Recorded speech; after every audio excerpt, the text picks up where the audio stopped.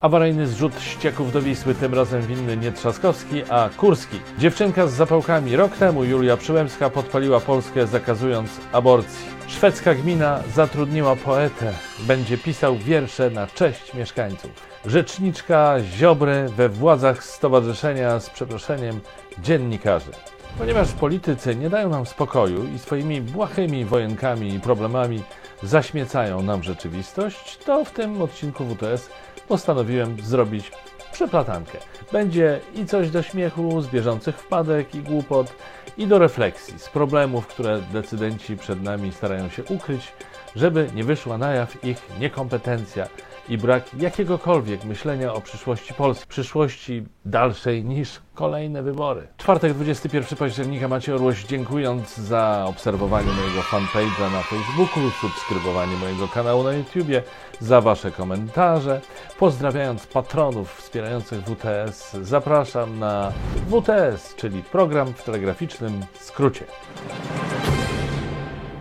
Zaczynamy od środowiska. Sanepid alarmuje. Awaria sieci kanalizacyjnej w Warszawie, w okolicach ulicy Woronicza oraz Placu Powstańców Warszawy powoduje skażenie w całym kraju. Poziom nieczystości w budynkach telewizji publicznej przekroczył granicę alarmową i podjęto decyzję o awaryjnym zrzucie ścieków do Wisły.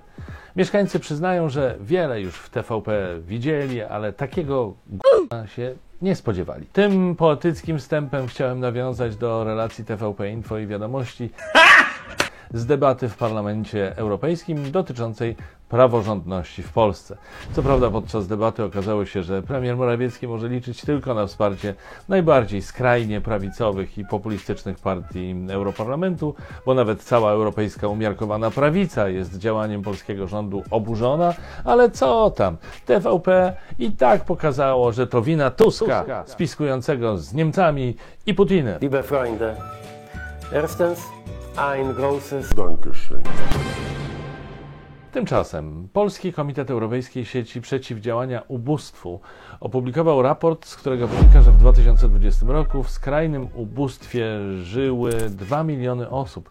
To o prawie 400 tysięcy więcej niż rok wcześniej. Jak widać, efekt 500+ zdążył się wyczerpać, zwłaszcza że to 500+ z 2016 roku to dziś już tylko jakieś 440, resztę zżarła inflacja. Jeszcze gorzej jest, jeśli weźmiemy pod uwagę na przykład tylko ceny mieszkań. Wówczas z 500 zostaje już tylko 355 zł. Wracając do Europarlamentu, w debacie wystąpiła m.in. europosłanka Beata Szydło, która zadeklarowała, że Polska z Unii wypchnąć się nie da, a ona sama czuje się dumna z bycia Polką i Europejką. I tylko jakoś trudno mi uwierzyć w to drugie, bo to właśnie pani Szydło, jako pani premier, kazała usuwać flagi Unii z tła swoich konferencji prasowych. W którym roku Polska weszła do Unii Europejskiej? Mamy okrągłą rocznicę, tak?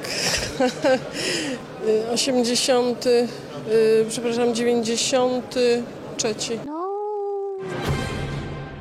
Tymczasem tylko około 1% mężczyzn w Polsce korzysta z urlopu rodzicielskiego. Jak wynika z analizy Klubu Jagiellońskiego, przyczyną nie jest wyłącznie tradycyjny model rodziny, w której to na kobiecie spoczywa obowiązek wychowywania dzieci, ale także to, że po pierwsze pracodawcy są mniej elastyczni względem panów, jeśli chodzi o dogadanie dłuższej przerwy w pracy, a po drugie kobiety zarabiają średnio mniej, więc rachunek ekonomiczny jest prosty.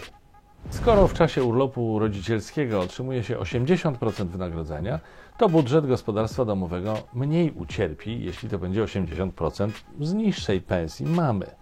Powrót po rocznym urlopie jest oczywiście znacznie trudniejszy zarówno dla kobiety, jak i dla jej pracodawcy, niż gdyby był on o połowę krótszy, ale dzielony z partnerem. No i to skutecznie zniechęca kobiety do aktywności zawodowej, która w naszym kraju wśród pań jest tragicznie niska.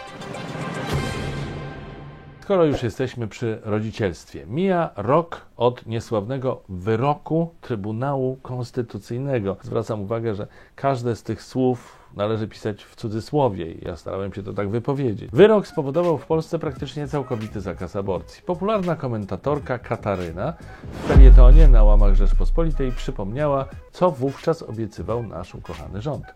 Otóż obiecywał kompleksowy program wsparcia dla dzieci z niepełnosprawnościami i ich rodziców. Zapowiadał to pełnomocnik rządu do spraw osób niepełnosprawnych Paweł Wdówik tymi słowy. Jak się mówi, chcemy, żeby te dzieci się rodziły, to musimy zmienić to, co działo się do tej pory, czyli że niepełnosprawność oznacza wykluczenie rodzica oraz obniżenie standardu materialnego do granic ubóstwa. No i jak tam ten rządowy program Za życiem?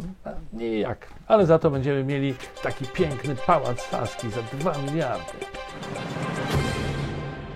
Tymczasem Polacy wymierają. Za 20 kilka lat, a więc w ciągu właściwie jednego pokolenia, będzie nas o 5 milionów mniej. Ale osób w wieku produkcyjnym będzie o 8 milionów mniej niż teraz. Prawie co trzecia osoba będzie miała powyżej 65 lat. Dziś wydajemy na emerytury 11% budżetu. W 2050 roku będzie to znacznie więcej. Kryzys demograficzny, jaki nas trawi, już teraz powoduje, że zaczyna brakować rąk do pracy i bez ciężkiej pracy obywateli Ukrainy, którzy jeszcze chętnie przyjeżdżają do Polski, bylibyśmy w bardzo złej sytuacji. A tak to jesteśmy tylko w złej. Kolejnym skutkiem starzenia się społeczeństwa jest rosnący popyt na usługi medyczne. A jakoś tak się składa, że zamiast ochronę zdrowia naprawiać, to rządzący wolą na medyków napuszczać swoje propagandowe psy gończe. Kiedy Adam Niedzielski mówi, że państwa nie stać na to, żeby postulaty środowiska medycznego spełnić, bo mowa tu o wielu miliardach złotych, to ja sobie myślę, że nas nie stać na to, żeby nas na to nie było stać. Rozumiecie? No serio, chyba Centralny Port Komunikacyjny, przekop Mierzei Wiślanej, Pałac Saski, wybory Sasina, telewizja publiczna i inne miliardowe inwestycje są jednak nieco mniej ważne od tego, żeby ludzie nie musieli na operację zaćmy czekać kilka lat albo wybierać, czy w tym miesiącu kupić leki na krążenie, czy na drżenie rąk. I jeszcze coś a propos Adama Niedzielskiego. To już ten czas, kiedy trzeba podejmować coraz bardziej drastyczne kroki. Tak powiedział w środę pan minister zdrowia, reagując na wzrost zakażeń koronawirusem. Panie ministrze, naprawdę to już czas? No coś podobnego. A czy przypadkiem ten czas już dawno nie minął? Dlaczego nie robił pan, dlaczego rząd nie podejmował zdecydowanych kroków już kilka miesięcy temu, ale nie w sprawie obostrzeń, restrykcji i tak dalej, tylko w sprawie szczepień? Były jakieś nieporadne działania zachęcające do szczepienia się typu loteria, no błagam, które oczywiście były skazane na porażkę. Z tym, że wiem, dlaczego rząd działa tak niemrawo. No ze strachu przed swoim elektoratem. Powiem tylko jedno. Jeśli mnie dotkną jakiekolwiek obostrzenia czy inne lockdowny, to będę się czuł zrobiony w trąbę, delikatnie mówiąc. I naturalnie nie tylko ja. Tak poczują się wszyscy zaszczepieni, panie ministrze. Wróćmy do spraw demografii. Są oczywiście kraje od Polski bogatsze, stabilniejsze demograficznie, które mogą sobie na pewną rozrzutność pozwolić. Jak donosi polsatnews.pl, władze gminy Tranemo w południowej Szwecji zatrudniły poetę, którego zadaniem jest pisanie wierszy o kilkutysięcznym miasteczku oraz jego mieszkańcach.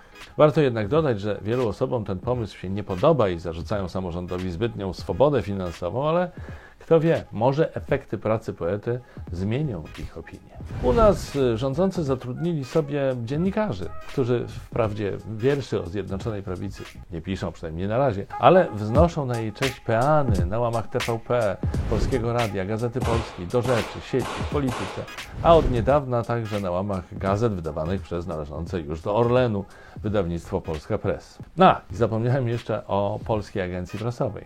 Ta też jest niezła. Widzieliście kolejny wyciek ze skrzynki Dworczyka? Okazało się, że premier Morawiecki pisał do prezesa PAP Wojciecha Surmacza, żeby ten przysłał jakiegoś sprytnego dziennikarza do prezydenta na wywiad. Pytania dla dziennikarza były już przygotowane. Narracja jest gotowa, trzeba ładnie to tylko ująć i poprzecinać pytaniami, pisał premier do szefa niezależnej agencji informacyjnej. Tymczasem w Chinach Władze państwa rozwijają system punktacji społecznej. Dzięki propaństwowym zachowaniom, w tym są i te, które po prostu sprzyjają władzy komunistycznej, obywatele mają łatwiejszy dostęp do niektórych usług publicznych. Zbyt niska punktacja może na przykład uniemożliwić podróże zagraniczne czy wzięcie kredytu. Co ciekawe, punktowani są nie tylko obywatele, ale także firmy. Zagraniczne też. Więc jeśli chcecie robić biznes w Chinach, musicie się pilnować, żeby nie dostać punktów karnych, bo kontrakty mogą przepaść. Tym sposobem przedsiębiorcy kilka razy zastanowią się, zanim choćby wspomną o trwającym w Chinach ludobójstwie Ujgurów, których komuniści trzymają w obozach koncentracyjnych. Wróćmy jeszcze na chwilę do tuzów dziennikarstwa prawicowego. Ostatnio Stowarzyszenie Dziennikarzy Polskich wybrało władzę na nową kadencję. Szefem stowarzyszenia, zdominowanego przez jawnych sympatyków obozu rządzącego, został ponownie Krzysztof Skowroński. Co prawda warszawscy działacze SDP oskarżają go m.in. o machlojki finansowe, ale przecież dla prawicowych dziennikarzy to bez znaczenia. Ważne, że jest prorządowy. SDP jest tak prorządową organizacją, że nawet do zarządu głównego wybrało sobie panią, która dziennikarką była, ale już nie jest, bo jest rzeczniczką ministra sprawiedliwości. Bingo! A w WTS-ie też bingo, a konkretnie Antoś Orłoś. Witam! Dziś w kąciku muzycznym będzie odrobinę lirycznie. Na spokojnie, tak bez szaleństw. No taki dzień mamy. Sami Państwo widzą zresztą pewnie za oknem. W każdym razie w stolicy szaro, smutno i pada. Można by jakieś wiersze napisać czy coś takiego. W związku z tym przed Państwem pani Marta Dzwonkowska w utworze Wiersze Mateusza. A jakiego Mateusza, którego Mateusza, no to już trzeba by panią Martę Dzwonkowską pytać. Ja nie wiem. W sierpniu niż w lipcu praca jest wartością polską, jest wartością arcypolską. Naród się budzi do wielkości, ta wielkość jest w naszych genach. Praca jest wartością polską, jest wartością arcypolską. Naród się budzi do wielkości, ta wielkość jest w naszych genach. Szlachetne zdrowie, prawda. Ile cię trzeba cenić, czy... I na koniec jeszcze ważna informacja z branży internetowej. W przyszłym tygodniu Facebook ma ogłosić zmianę nazwy, ale nie portalu, tylko całego przedsiębiorstwa, więc spokojnie, nie będzie trzeba zmieniać skrótów na paskach zakładek w przeglądarkach. Tradycyjnie zachęcam Was do pisania propozycji nowej nazwy w komentarzach. Może coś Facebookowi podpowiemy.